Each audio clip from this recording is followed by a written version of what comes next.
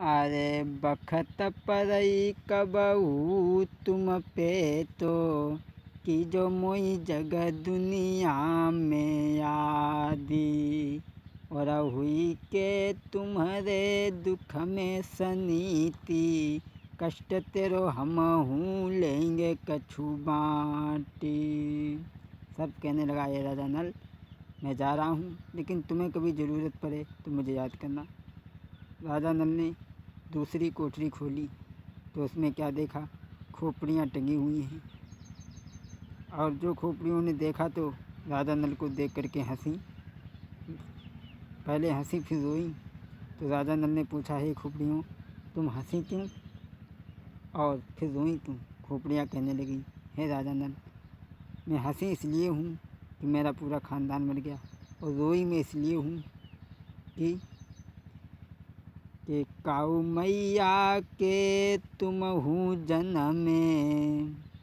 हे राजा नल, हम भी किसी माँ के लाल थे जो मोतनी से यहाँ शादी करने की इच्छा लेकर के आए थे, लेकिन भूमासुर ने हमें मार करके, हमें खा करके इस तरीक़ा से यहाँ लटका दिया। वही तुम्हारे साथ में होगा। राजा नल कहने लगे, तुम चिंता ना करो, मैं तुम सभी लोगों को अमृत लाऊंगा और अमृत ला करके ज़िंदा करूंगा और भूमासुर का वध करूंगा और मोतनी को विवाह करके यहाँ से ले जाऊंगा। तीसरी कुठरिया जब राजा नल ने जब खोली तो उसमें क्या देखा कि श्यामचंद्र नाम का जलदरियाई घोड़ा जो है वो हिनना करके कहने लगा, है राजा नल, मुझे तुम्हारा बहुत दिन से इंतज़ार था, आज आप आ गए हो। ये भूमासुर मुझे इंद्र के यहाँ से चुरा करके लाया था इसलिए कि मैं तुम्हारी कभी सवारी ना दे सकूं, और इसलिए तुम अब बैठो, वो समय आ गया है और मैं चलता हूँ। और ये पोशाकें पहन लीजिए। अरे बादशाही पोशाक पहनी लेऊ और सतधार को तेगा ले लो हाथ। बादशाही पोशाक राजा नल ने पहनी है और पहन करके घोड़ा पर बैठ करके जब चलने के लिए तैयार हुए हैं वहाँ से, तब तक मोतनी आ जाती है और कहने लगी, है परदेसी, ये तुम्हें कमरा नहीं खोलने थे, ये तुमने ठीक नहीं किया। राजा नल कहने लगे, सुन, अब मैं तेरे चाचा का काल लेकर के आऊँगा, क्योंकि हमें जो बताया है तूने अपने चाचा के काल के बारे में, अब मैं तेरे चाचा का काल लेकर के ज़रूर आऊँगा। ताबा बहु तेरो का मोतनी समझावे, अरे चोरी चोरा बलम लई चलियो। अरे चोरी चोरा बलम लई चलियो, वैसो नाई कोई जग दुनिया में जो चाचा मेरे को लैया बेकाल। मोतनी समझाया, अरे चोरी चोरा बलम ले चलियो, ये सोनाई कोई दुनिया में, अरे ये सोनाई कोई जगह दुनिया में जो चाचा मेरे को लैया बेकाल। तब ये कन मानी नल राजा ने, तो चलिए को भैया भय तैयार। आज मोतनी ने समझाया, तुम मेरे चाचा को नहीं जानते, वो शक्तिशाली हैं, उनकी मौत लाना किसी के बस की बात नहीं है।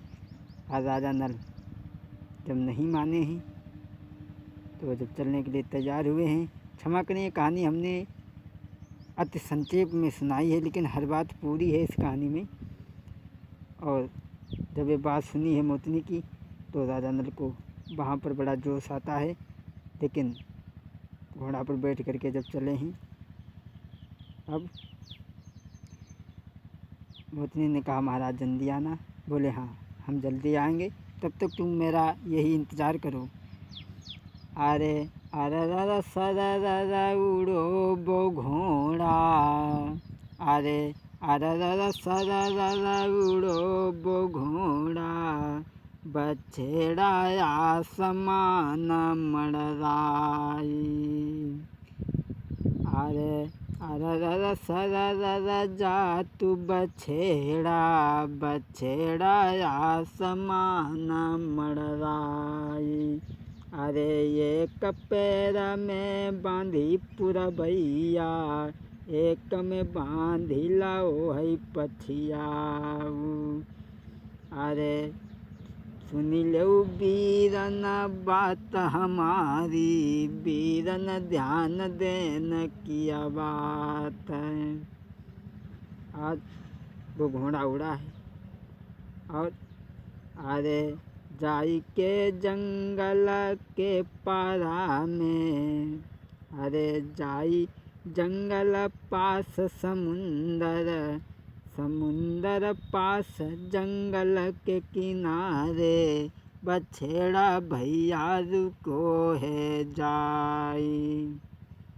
आज राजा नल घोड़ा को लेकर के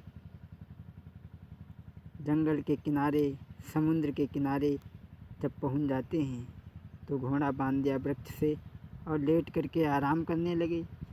तो उसी समय जब लेट करके आराम करने लगे, एक सर्प उसी समय आया और उस वृक्ष के ऊपर हंस हंसनी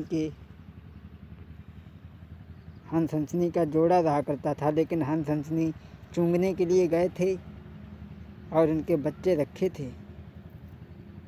राजा नल उसी वृक्ष के नीचे जाकर के रुके और सोचा आराम कर लें। और जब सोने लगे हैं जिस समय, उसी समय पर एक सर्प आया, वो उस पेड़ पे चढ़ने लगा उसके बच्चों को खाने के लिए। राजा नल ने देखा कि उसके बच्चों को खा लेगा, तो उसी समय राजा नल ने हाथ में तलवार लेकर के उस सर्प को मार दिया और 3 टुकड़े करके सिरहाने रख लिया। और जब शाम हुई तो हंसनी लौट करके आए। दोनों ने देखा तो हंसनी कहने लगी, महाराज हमें जब मालूम पड़ता कि हमारे तुम्हारे बच्चन को दुश्मन जहाए हैं। कई एक बार हमारे तुमने बच्चा धरे और जो जहे खाई जाती, जहे इन बच्चन को मार डाल। तो ऐसा करो महाराज, हम बच्चन को चूंगा जाए के दिए और तुम्हें एक पत्थर लाओ, वो जाके ऊपर डाल दो, सो जो मच जाएगो। सुबह तो पत्थर लेने के लिए चला गया और हंसनी बच्चन के पास में पहुंची चूंगा देने के लिए। सोई बच्चन जब देखी कि ये राजा बिना मतलब में मारा जाएगा और हम क्या करें, बच्चे प्रार्थना कर रहे हैं कि हमारी जीभ किसी तरीक़ा से खुल जाए तो हम इन्हें सब कुछ बता दें और इस परदेसी की जान बच जाए, क्योंकि गुनहगार तो सर्प है जो मार करके उन्होंने नीचे रखा है। अरे तब हुई गई कृपा के नारायण की, तब बच्चन की जबान तुरंत खुली जाई। तब बोले बच्चा है अम्मा से, अम्मा मेरी ध्यान देन किया बात।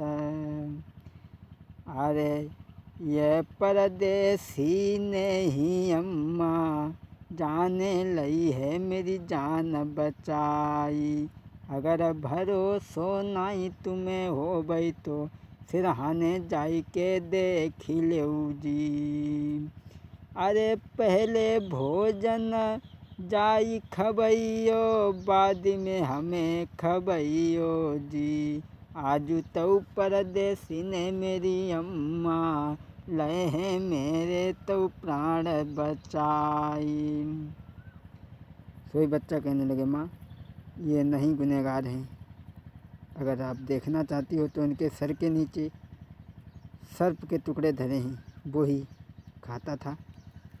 तो हंस से जाकर के हंसनी ने कही है, महाराज रुक जाओ, ये गुनहगार नहीं, ये गुनहगार तो कोई और है।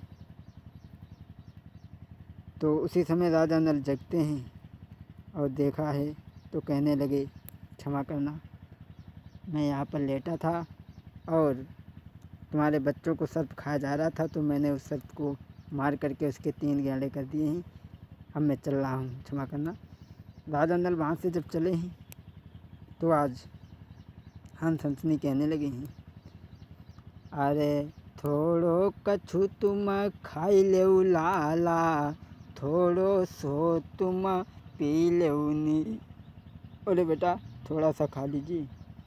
राजा नल कहने लगे मैं नहीं खाऊंगा, जब तक नहीं खाऊंगा तब तक मैं भूमासुर का काल नहीं ढूंढ करके लाऊंगा, तब तक नहीं खाऊंगा। अरे